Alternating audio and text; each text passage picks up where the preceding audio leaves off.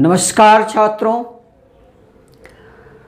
आज के भाग में मैं आप सभी से डायमेंशनल एनालिसिस को डिस्कस करने जा रहा हूँ। डायमेंशनल एनालिसिस में मैं आपके साथ जो कुछ डिस्कस करने जा रहा हूँ वह है dimension, dimensional formula, dimensional equation.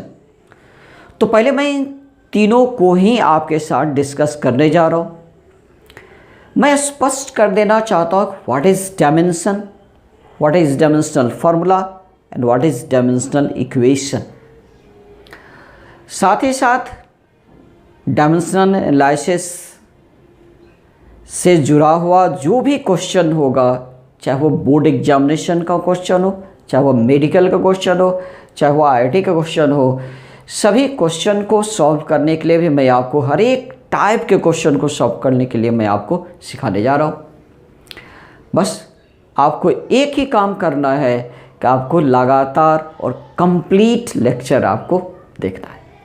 अगर आपने कंप्लीट लेक्चर देख लिया तो आप भूलना चाहोगे तब भी नहीं बोल पाओगे what is dimension, what is dimension formula and what is dimensional equation. बिल्कुल भूल ही नहीं पाओगे, क्योंकि जब एक बार कुछ भी समझ में आ जाता है तो उसे कोई भूलता नहीं है, बिल्कुल नहीं भूलता। आइए मैं इसी को डिस्कस आपसे करता हूँ।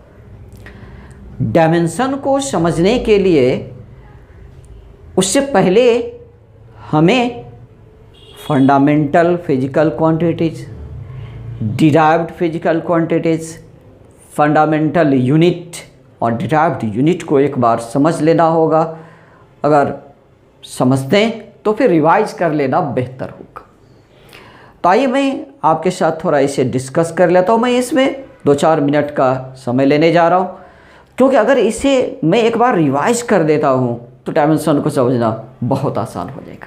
आइए, अगर आप फंडामेंटल फिजिकल क्वांटिटीज़ के लिस्ट को आप देखो, यहाँ मैं लिख रहा हूँ फंडामेंटल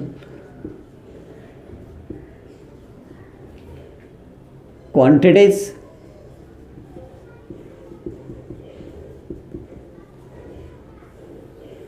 इस लिस्ट में नंबर 1 पर आप लेंथ को रखोगे, length. Number 2 mass, number 3 time, number 4 temperature,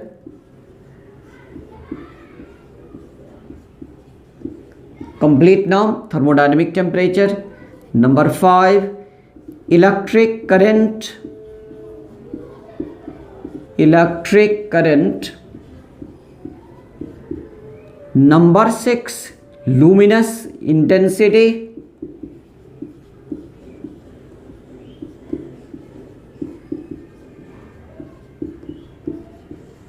और नंबर 7 में amount of substance.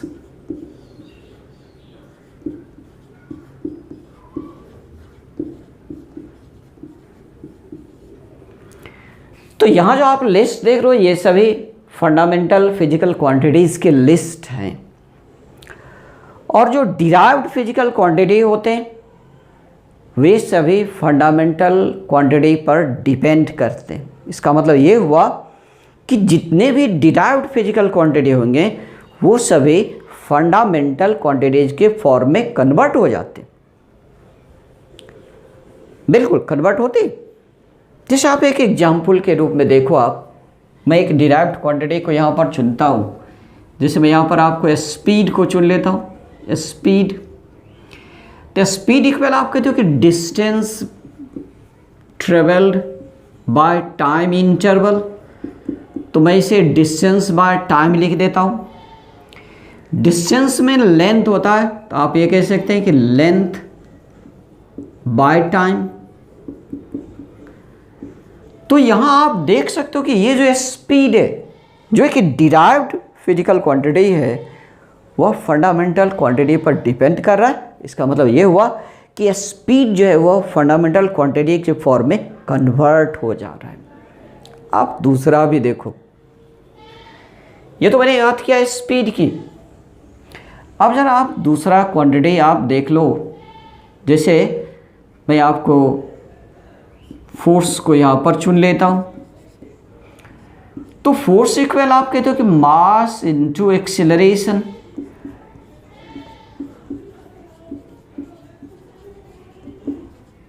Mass into acceleration. अब मास तो फंडामेंटल क्वांटिटी है, इसे आप मास ही लिखोगे। एक्सीलरेशन जो है ये change in velocity by time interval होता है। Average acceleration change in velocity by time interval होता है। तो आप इसे वेलोसिटी बाय टाइम लिख सकते हो, वेलोसिटी बाय टाइम।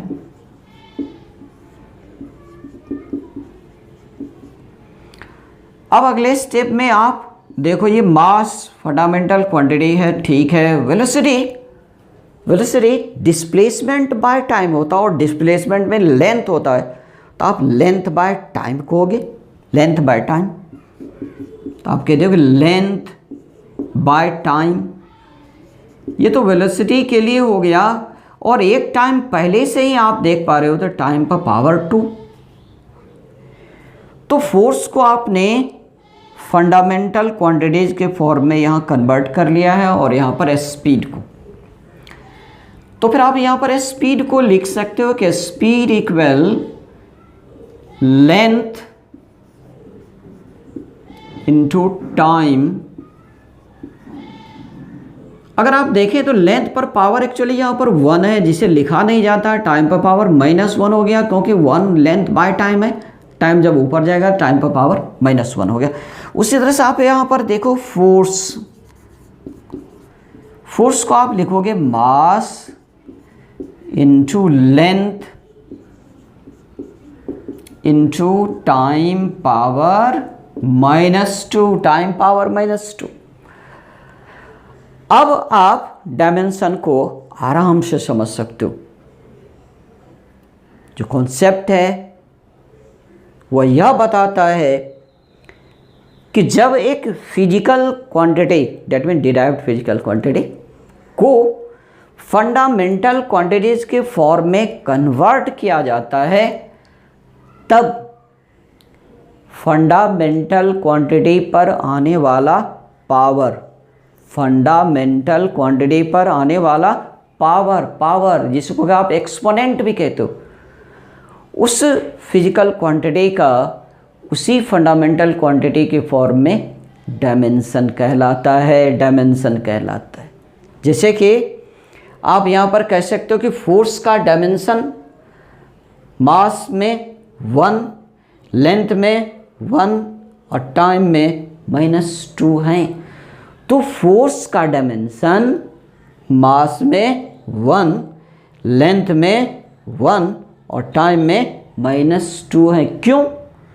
क्योंकि जब फोर्स को फंडामेंटल क्वांटिटीज के फॉर्म में कन्वर्ट किया जाता है तो मास पर पावर 1 आता है, लेंथ पर पावर 1 आता है और टाइम पर पावर -2 आता है। उसी तरीका से आप इस एग्जाम्पल में देखो, स्पीड का डायमेंशन है, स्पीड का डायमेंशन लेंथ में 1 और टाइम में -1। क्योंकि जब इस स्पीड को फंडामेंटल क्वांटिटीज़ के फॉर्म में कन्वर्ट किया जाता है तो लेंथ पर पावर 1 और टाइम पावर -1 आता है। तो बच्चों, ये तो रहा कि डायमेंशन को डिफाइन मैंने किया है फंडामेंटल क्वांटिटीज़ के फॉर्म के रूप में, लेकिन डायमेंशन को आप अलग ढंग से भी डिफाइन कर सकते हो, बिल्कुल कर सकते हो, यूनिट के फॉर्म में।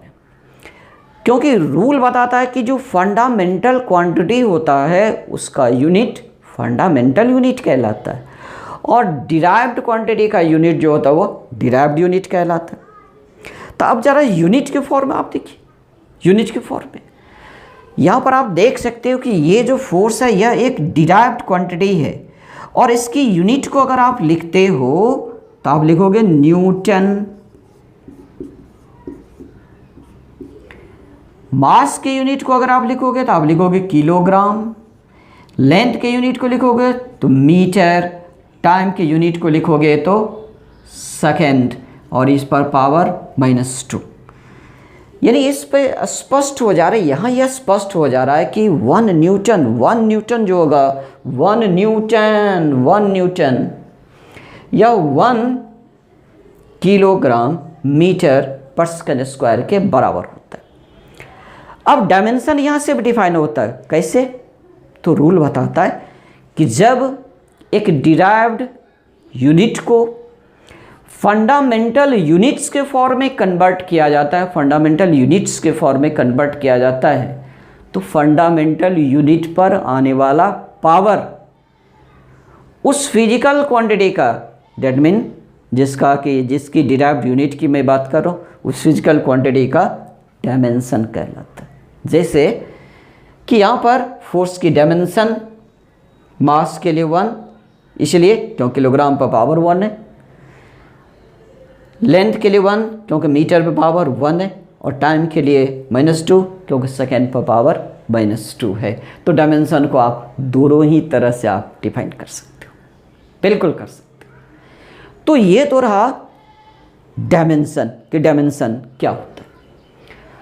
तो मैं पहले डायमेंशन की अब डिफिनेशन लिख ही देता हूँ, उसके बाद मैं बात करूँगा डायमेंशनल फार्मूला की और फिर डायमेंशनल इक्वेशन की। मैं तीनों ही को बिल्कुल क्लियर कर देना चाहता हूँ ताकि किसी प्रकार की कोई डॉट रहे ही नहीं। आइए अब मैं इसकी डिफिनेशन को लिखता हूँ ताकि डायमेंशन का डिफिनेशन क्या लिखेगा, ये देखिए।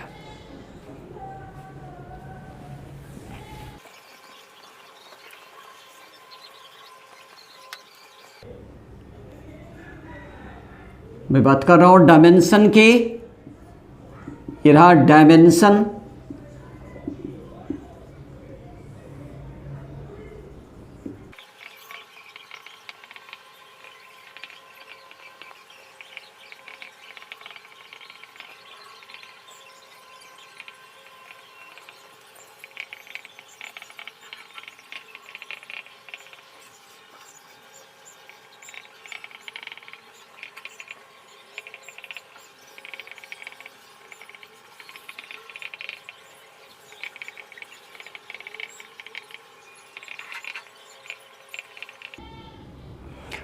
यहाँ आप देख सकते हो कि मैंने स्पष्ट कर दिया है कि when a physical quantity is converted in the form of fundamental quantities, then power, that mean exponent, raised to a fundamental quantity is called dimension of the physical quantity in that base। दूसरी तरह से आप ये कह सकते हो कि when a derived unit is expressed in form of fundamental unit, then power raised to a fundamental unit is called dimension of the physical quantity, या आप कह सकते हो derived unit in that base unit। तो आप इसे example के द्वारा, वैसे तो एग्जाम्पल के द्वारा मैं आपको समझा चुका हूँ, लेकिन मैं यहाँ पर कई एग्जाम्पल आपको देना चाहता हूँ। जैसे कि नंबर 1, अगर यूनिट के द्वारा आप समझें तो थोड़ा और भी छोटा हो जाता है, आसान हो जाता है। जैसे कि मैंने आपसे बात किया था कि यहाँ पर मैंने आपसे बात की थी कि न्यूटन ये फोर्स की यूनिट है, ये फोर्स की यूनिट होता है, SI यूनिट, और ये बराबर होता है किलोग्राम मीटर पर सेकंड स्क्वायर के बराबर होता है। ये किलोग्राम जो ये मास की यूनिट है, मीटर लेंथ की यूनिट है, और ये जो सेकंड है ये टाइम की यूनिट है। अब देखिए दोनों बिल्कुल पैरेलल चल रहा है।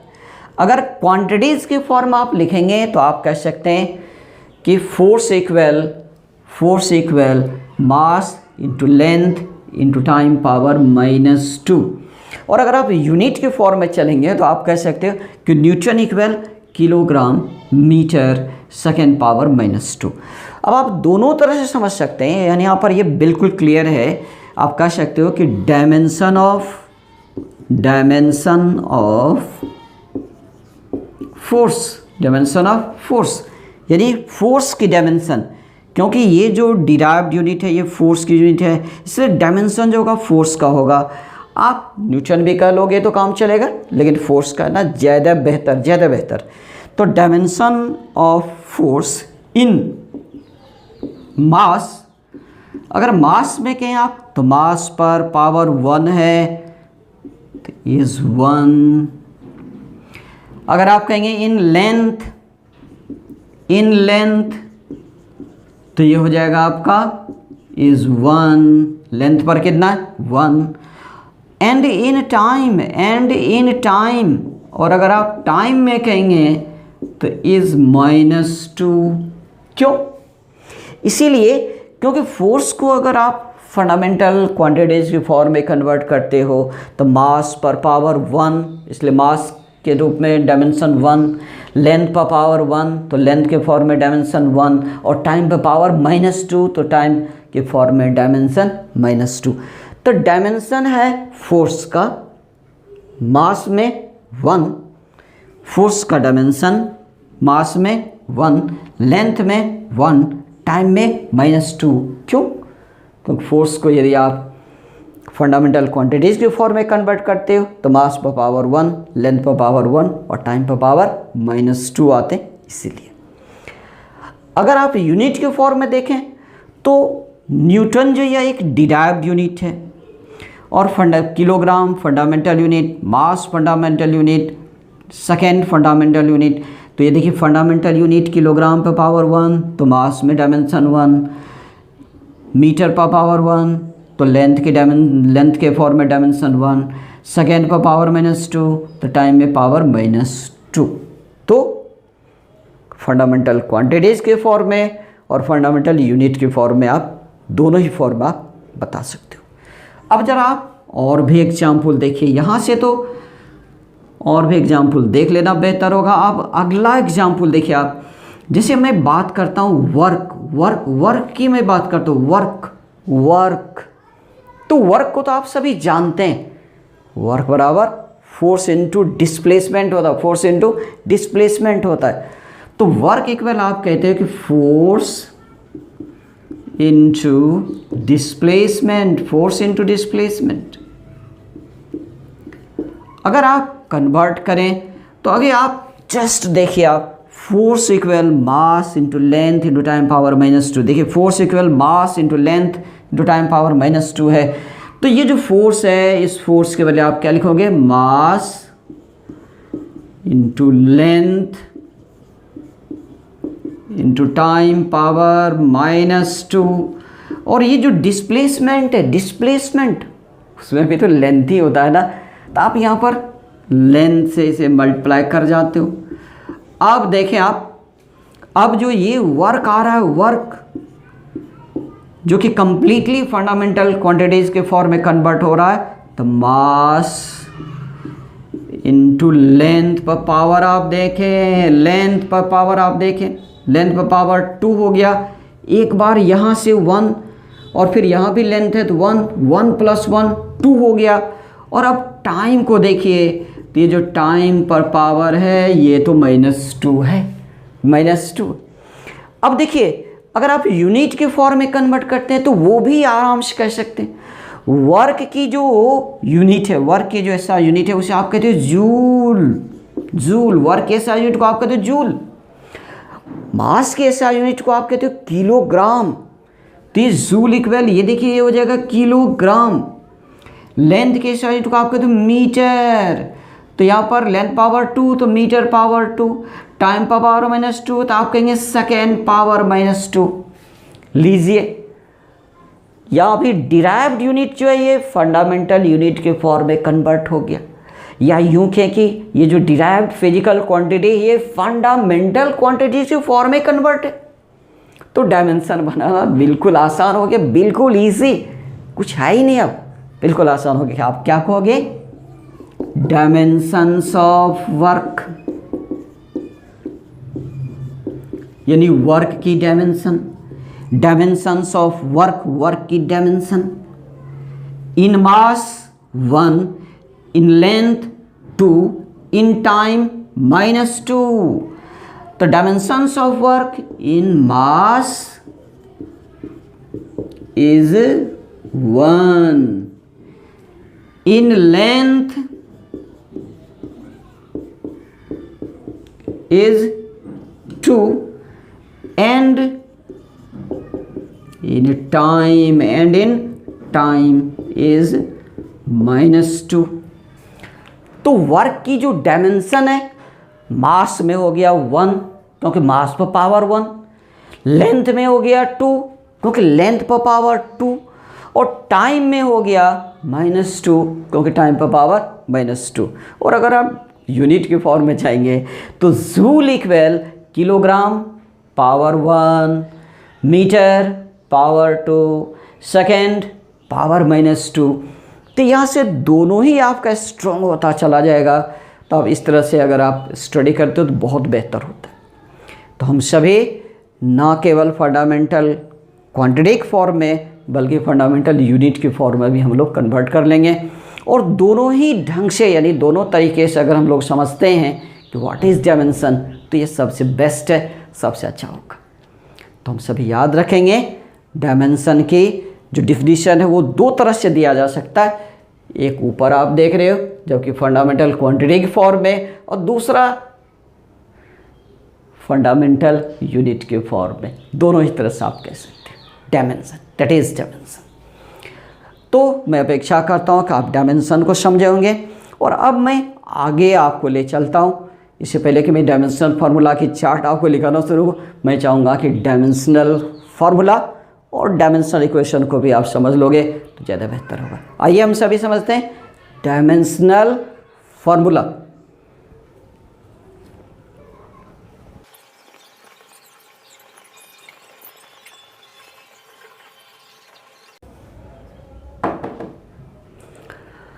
तो छात्रों डायमेंशनल फार्मूला को भी समझ लेना ज़्यादा बेहतर होगा, डिफिनीशन तो अपने आप तैयार हो जाएगा। आइए इसे समझते हैं हम सभी।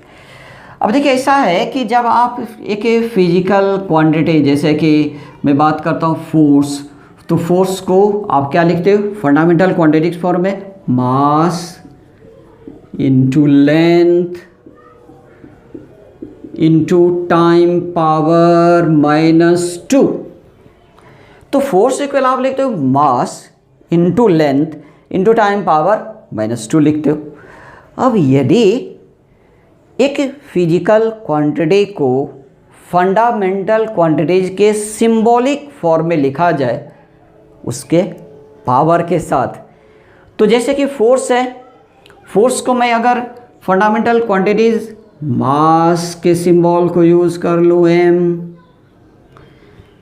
इस पर पावर 1, लेंथ के सिंबल को मैं यूज़ कर लेता हूँ l पावर 1, टाइम के सिंबल को यूज़ मैं करता हूँ t पावर -2। तो ये जो m l t पावर -2 है, ये डायमेंशनल फार्मूला कहलाता है फोर्स का। क्यों?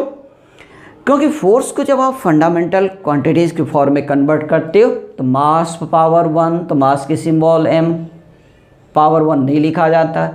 लेंथ पर पावर 1, तो लेंथ के सिंबल कैपिटल L पावर 1 लिखा नहीं जाता। टाइम पर पावर -2, टाइम का सिंबल कैपिटल T और पर पावर -2। इसी तरह से यदि आप वर्क को लिखते हो तो वर्क इक्वल क्या लिखा आता है, मास इंटू लेंथ, यहाँ पर पावर में 2 आता है, इंटू टाइम और इस पर पावर -2।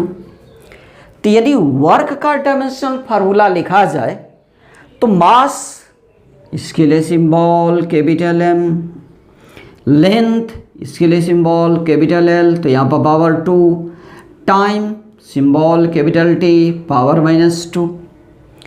इसी तरीके से अगर प्रेशर को लिखा जाए, प्रेशर को यदि लिखा जाए तो प्रेशर को यदि फंडामेंटल क्वांटिटीज के फॉर्म में कन्वर्ट करते हो तो ये कुछ क्या होता है, मास इंटू लेंथ पावर -1 हो जाता है, इंटू टाइम पावर -2। अब देखिए प्रेशर की यदि अब डायमेंशनल फार्मूला आप लिखोगे तो क्या लिखाएगा, मास के लिए symbol capital M power 1, length के लिए L पावर -1, टाइम के लिए T पावर -2। तो ये बिल्कुल आसान है, बिल्कुल आसान है। अगर आप डायमेंशन को समझते हो तो डायमेंशनल फार्मूला तो आप समझते हो। पावर जो है वह डायमेंशन है और सिंबॉलिक फॉर्म में अगर पावर के साथ लिखते हो तो वह डायमेंशनल फार्मूला होता है, वह डायमेंशनल फार्मूला है। तो ये जो mL⁻²है ये फोर्स की डायमेंशनल फार्मूला है। mL⁻²T⁻² ये वर्क की डायमेंशनल फार्मूला है। mL⁻⁻1T⁻² ये प्रेशर की डायमेंशनल फार्मूला है। बिल्कुल आसान, बिल्कुल आसान। अब मुझे इसकी डिफिनीशन लिखनी है, आराम से लिखिए ना, आप चिंता क्यों करते हो। बिल्कुल आसान, बिल्कुल आसान, कोई प्रॉब्लम ही नहीं। आप कर सकते हो अगर इसकी डिफिनीशन को आप यूज़ करो, डिफिनीशन लिखना चाहो तो बहुत आसान, बहुत आसान। ये देखिए आप,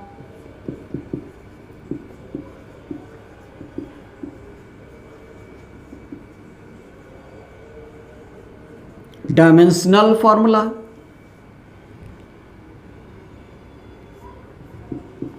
it is an expression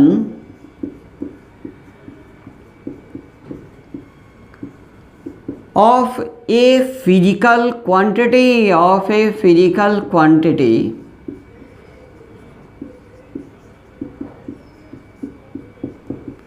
in symbolic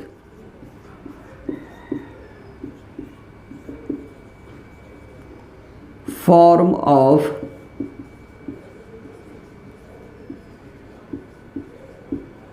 fundamental quantities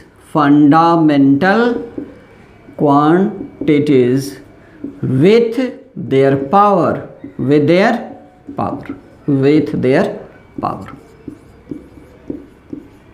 बिल्कुल बिल्कुल, बहुत आसान। और एग्जाम्पल तो आपके सामने में है, ये रहा एग्जाम्पल। फोर्स का आप लिख सकते हो तो आप कह सकते हो कि डायमेंशन फार्मूला फोर्स का mL⁻², वर्क की डायमेंशन फार्मूला कैपिटल mL⁻²T⁻², और प्रेशर की डायमेंशन फार्मूला mL⁻⁻1T⁻²। चलिए मैं यहाँ लिख भी देता हूँ, डायमेंशनल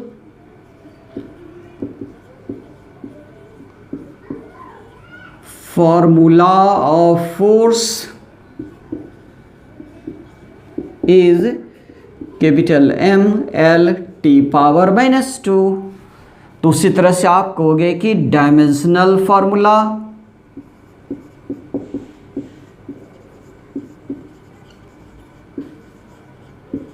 ऑफ वर्क इज, तो ये हो जाएगा कैपिटल mL⁻²T⁻²। फिर आप कहोगे डायमेंशनल फार्मूला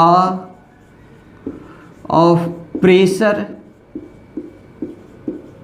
तो आप इसे लिखोगे कि इज कैपिटल mL⁻⁻1T⁻²। बहुत आसान, बिल्कुल इजी, बिल्कुल स्पष्ट। तो मैं एक बार रिवाइज कर लूँ कि जब आप एक फिजिकल क्वांटिटी को फंडामेंटल क्वांटिटीज़ के फॉर्म में कन्वर्ट करते हो तो फंडामेंटल क्वांटिटी पर आने वाला पावर जो है वह डायमेंशन है, और सिंबॉलिक फॉर्म में पावर के साथ जब एक्सप्रेस करते हो तो वह डायमेंशनल फार्मूला है, उसे डायमेंशनल फार्मूला कहा जाता है। और इसके बाद अब आता है डायमेंशनल इक्वेशन। तो आप जल्दी से स्क्रीनशॉट ले लो, आप वीडियो को पॉज करके भी लिख सकते हो। तो जल्दी से आप ऐसा कर लोगे तो आइए मैं आपको डायमेंशनल इक्वेशन को समझाता हूँ। डायमेंशनल इक्वेशन क्या होता है।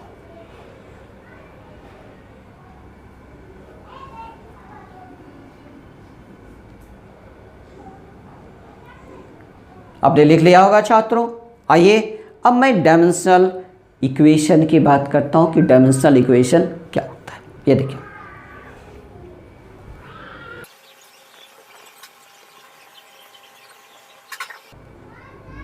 तो डायमेंशनल इक्वेशन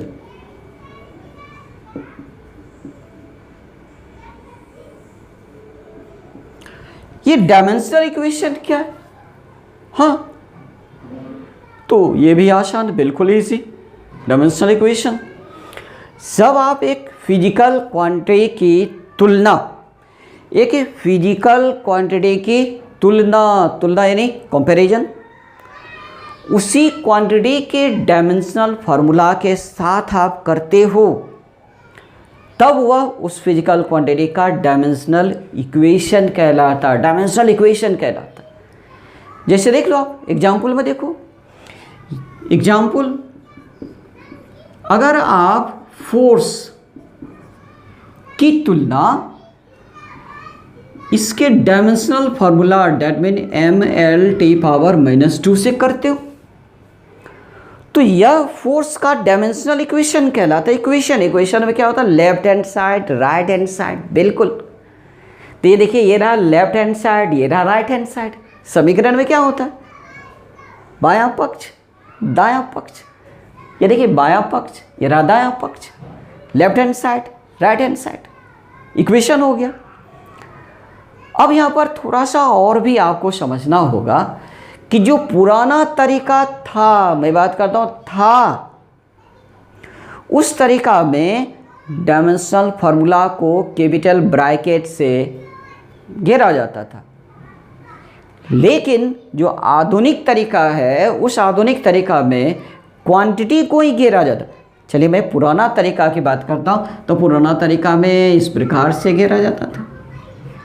लेकिन जो आधुनिक तरीका है, जो वर्तमान तरीका है, जो नया तरीका है, उसमें अब क्वांटिटी को ही घेरा जाता है। ये देखिए आप, जैसे कि ये रहा फोर्स, तो फोर्स को ही घेर दिया जाता है। क्यों?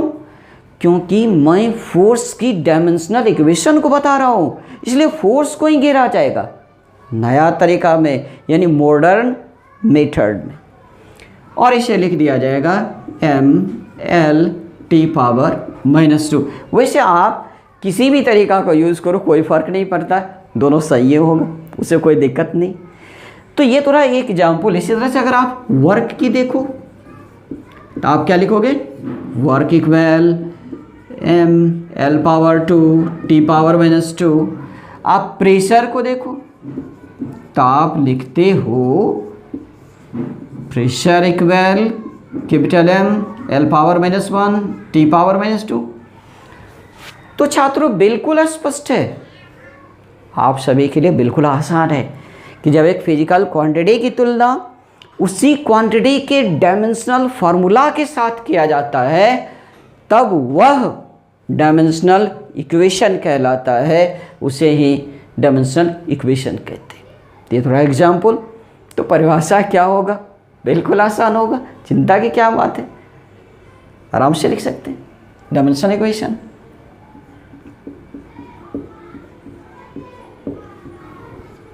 It is the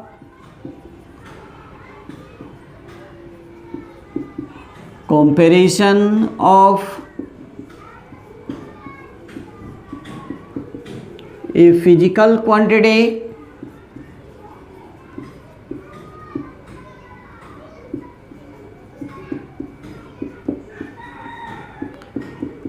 with its dimensional formula।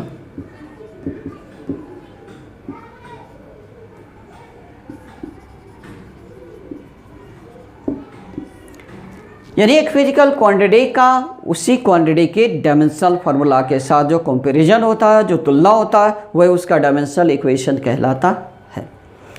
अब यहाँ पर एक दो पॉइंट जान लेना बेहतर होगा कि आखिर ये डायमेंशन के बाद डायमेंशनल फार्मूला और डायमेंशनल इक्वेशन की पढ़ाई क्यों होती, क्यों, इसकी क्या आवश्यकता है। बिल्कुल आवश्यकता है, इसकी आवश्यकता है, यह ज़रूरी है।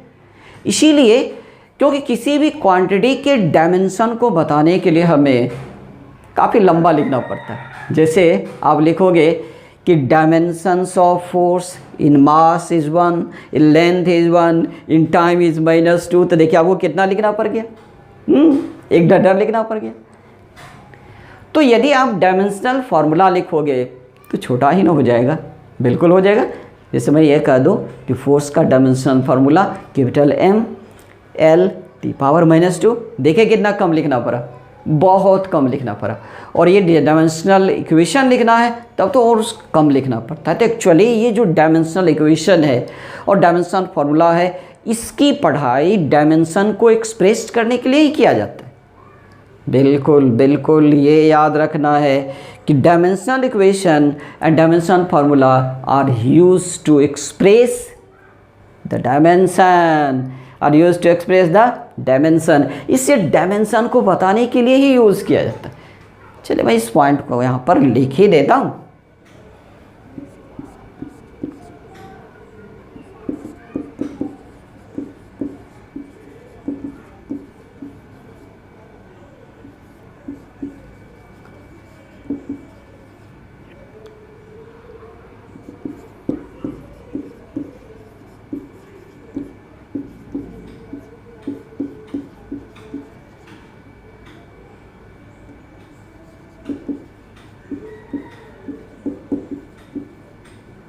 ये जो डायमेंशन इक्वेशन है इसका प्रयोग डायमेंशन को बताने के लिए ही किया जाता है।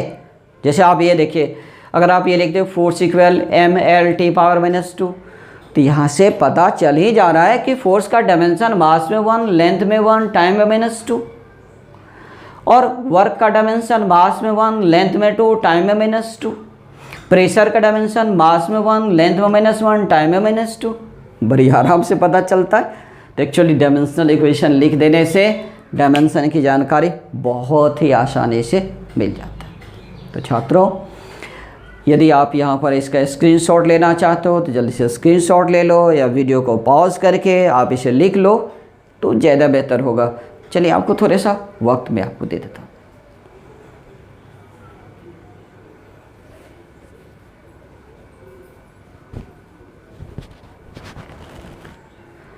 मुझे उम्मीद है कि आप इसे लिख लिए होंगे, और अब मैं पढ़ाई थोड़ा आगे बढ़ाता हूँ।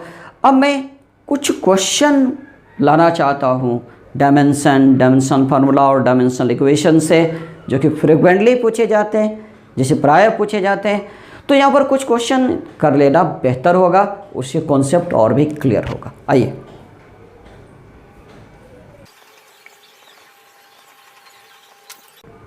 ये देखिए क्वेश्चन,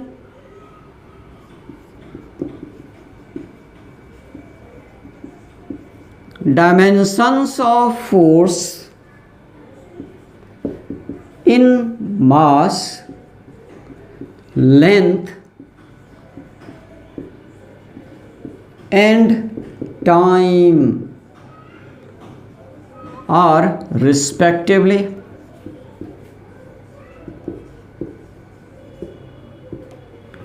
तो आपसे ये कह रहा है कि dimensions of force in mass, length and time are respectively, और यहाँ पर मैं आपको ऑप्शन दे देता हूँ 1, -1 and -2। Option B 1, 1 and 2। Option C 1, 1 and -2। Option D 1, 0 and -2। ये रहा क्वेश्चन, बहुत आसान क्वेश्चन। ये सब क्वेश्चन मुझको बिल्कुल हलवा सा सवाल है, बिल्कुल ईजी। इसीलिए क्योंकि आपने अभी जस्ट पढ़ा है कि फोर्स का जो डायमेंशन होता है, मास में होता है 1, लेंथ में होता है 1, टाइम में होता है -2, तो यहाँ हो जाएगा and -2।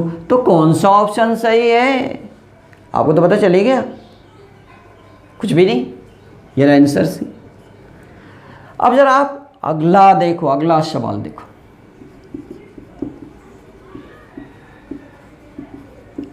Dimensions of force in मास,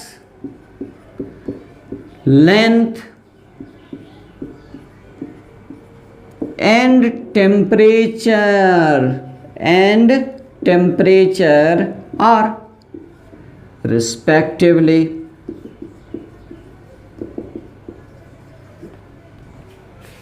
तो फोर्स की डायमेंशन जो आपसे पूछा गया, अब इस क्वेश्चन में ये देखिए, ये जो क्वेश्चन, इस क्वेश्चन में पूछा गया है कि dimensions of force in mass, length and temperature, और ये रहा ऑप्शन। आप ऑप्शन देखो, ये देखो option 1 1 and -2. Option B 1 1 and 2. Option C 1 1 and 0. और ऑप्शन डी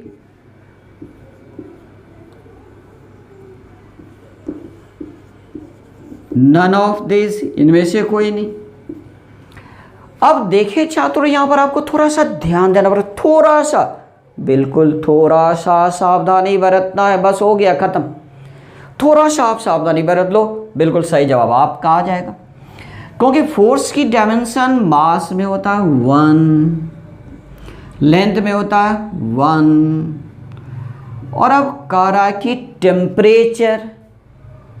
तो छात्रों जरा याद तो करो कि फोर्स को यदि आप फंडामेंटल क्वांटिटीज के फॉर्म में लिखते हो तो क्या हुआ था, यह आया था mass into length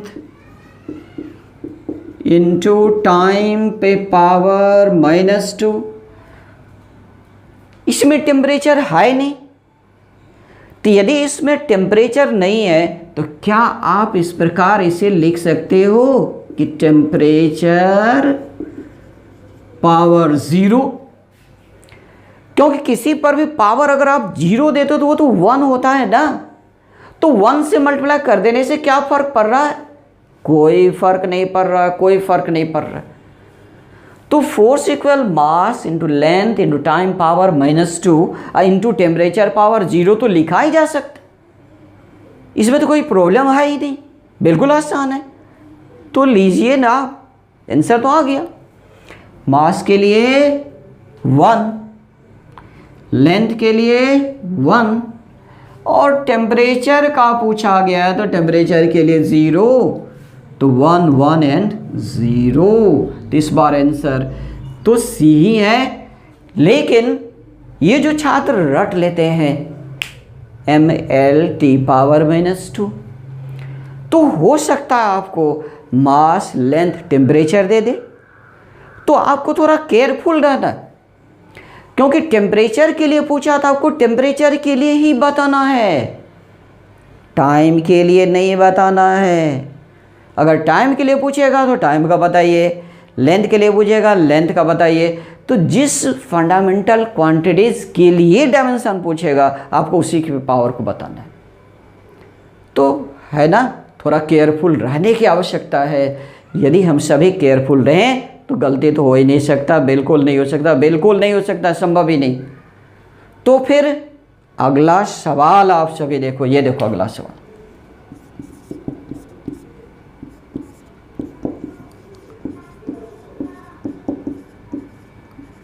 dimensions of work in mass length and time are respectively।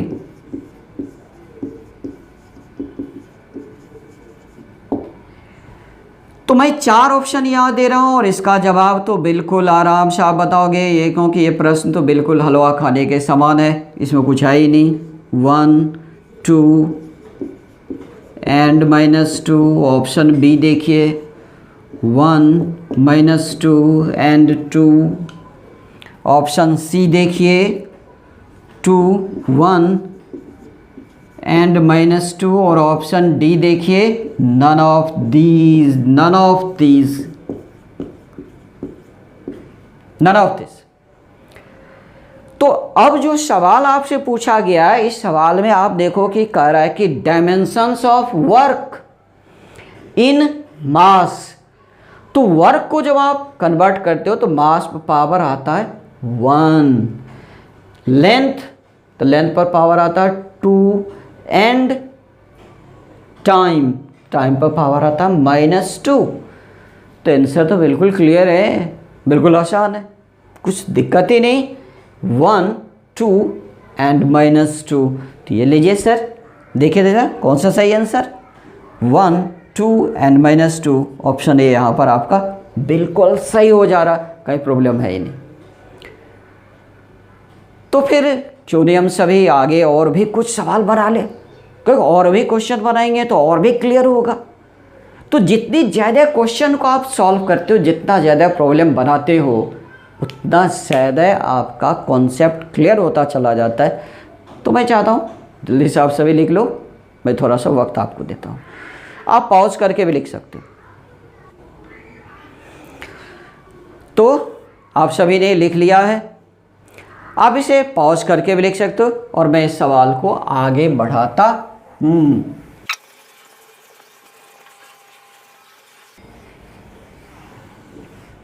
देखिए आप अगला सवाल देखिए, ये देखिए सवाल,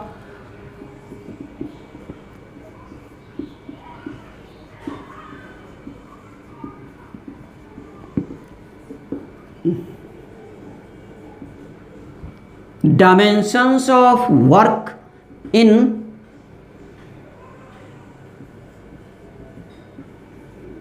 length,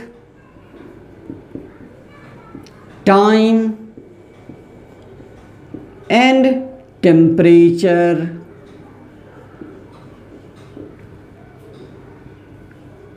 are respectively